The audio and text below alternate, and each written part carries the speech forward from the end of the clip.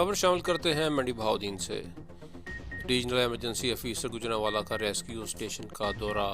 Regional emergency officer ने staff का turn out, building और गाड़ियों का तफसीली मुआयना किया। ज़िलई emergency officer engineer Imran Khan समेत रेस्क्यू स्टाफ को कौमी सतह के मुकाबलों में 5वीं पोजीशन हासिल करने पर मुबारकबाद पेश करते हुए तारीफ़ी असनाद तकसीम की।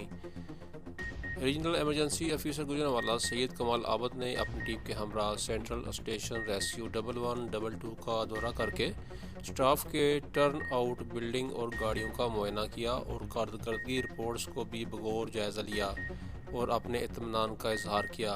इस मौके पर उनका कहना था कि इनके दौरे का बुनियादी मकसद रेस्क्यू स्टेशन की इस्तेदाद को जांचना और दस्तयाब वसाइल से आगाही हासिल करना है।